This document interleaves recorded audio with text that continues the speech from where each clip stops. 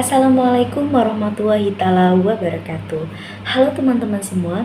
Perkenalkan, nama saya Andini Rahmania Wibowo dengan akhiran NIM 1006.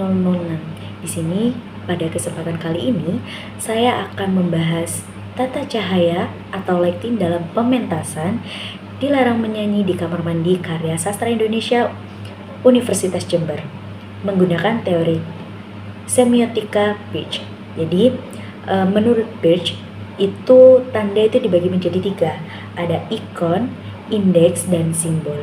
Dari ketiga ini kita itu bisa melihat melalui penggunaan lampu dalam pementasan loh teman-teman. Tonton video ini sampai akhir kalau kalian kepo dengan cerita. Few moments later. Di mana ikon ini merupakan tanda yang bentuk mirip dengan sesuatu yang diwakilinya.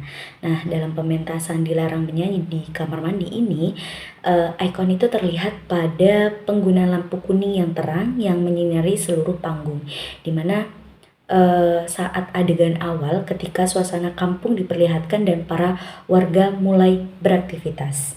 Jadi lampu kuning ini merupakan cahaya kayak diibaratkan cahaya matahari pada pagi atau siang hari, karena memiliki kemiripan dan kondisi nyata.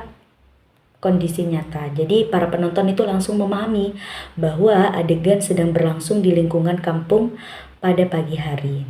Jadi diibaratkan di sini lampu kuning terang ini berfungsi sebagai ikon, yaitu cahaya matahari. Selanjutnya yang kedua ada indeks. Jadi indeks itu merupakan tanda yang menunjukkan sesuatu atau memiliki hubungan sebab akibat. Jadi dalam pementasan ini indeks itu terlihat pada adegan ketika dimana seluruh panggung itu menjadi gelap dan hanya ada lampu sorot atau spotlight yang mengarah ke satu tokoh itu.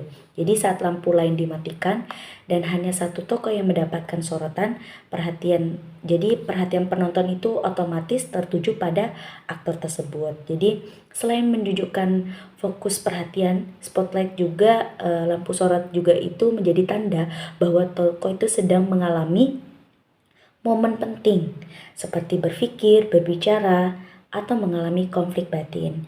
Jadi lampu sorot ini adalah fungsi sebagai indeks yang menunjukkan fokus dan keadaan psikologi tokoh. Selanjutnya yang ketiga ada simbol. Nah, di mana nih? Simbol itu merupakan tanda yang maknanya berasal dari kesepakatan dan pemahaman bersama dalam masyarakat. Nah, dalam pementasan ini simbol ini terlihat pada penggunaan lampu merah serta biru atau keuangan itu pada adegan tertentu. Seperti ini. Jadi ketika warna itu muncul atau ketika lampu merah itu atau biru, ungu itu sudah muncul, suasana panggung itu berubah menjadi lebih dramatis dan tidak lagi terasa seperti kehidupan kampung biasanya. Jadi lampu merah sering dimaknai sebagai simbol gairah, terus abis itu amarah, ketegangan, sedangkan lampu biru atau ungu sering dikaitkan dengan suasana misterius, imajinasi, dan dunia fantasi. Nah, oleh karena itu tuh kombinasi warna tersebut menunjukkan bahwa adegan yang sedang berlangsung itu berkaitan dengan fantasi, konflik batin, gosip, atau emosi para tokoh dalam cerita teman-teman.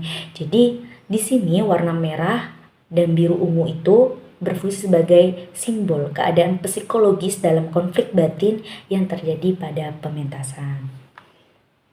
Dari yang sudah saya jelaskan tadi, kesimpulannya itu bahwa tata cahaya panggung dalam pementasan Dilarang Menyanyi di Kamar Mandi itu bukan hanya fungsi untuk menerangi panggung saja teman-teman. Jadi itu ada maknanya, seperti tadi lampu kuning yang saya jelaskan dari awal, bahwa lampu kuning terang itu berfungsi sebagai ikon karena menyerupai cahaya matahari. Selanjutnya ada lampu spotlight, di mana lampu itu menyorot kepada tokoh tertentu atau satu tokoh itu berfungsi sebagai indeks, di mana karena mengarah perhatian penonton kepada tokoh tertentu tersebut. Sedangkan lampu merah dan biru ungu itu berfungsi sebagai simbol. Kenapa simbol? Ya karena menggambarkan fantasi, emosi, dan konflik dalam cerita. Nah, demikianlah tata cahaya dalam pementasan ini menjadi bahasa visual yang membantu penonton memahami suasana, makna, dan jalan cerita yang ditampilkan. Terima kasih yang sudah menyimak dari awal sampai akhir. Semoga menambah wawasan kalian tentang dunia teater dan semiotika. Sampai jumpa di kesempatan berikutnya. Wassalamualaikum warahmatullahi wabarakatuh.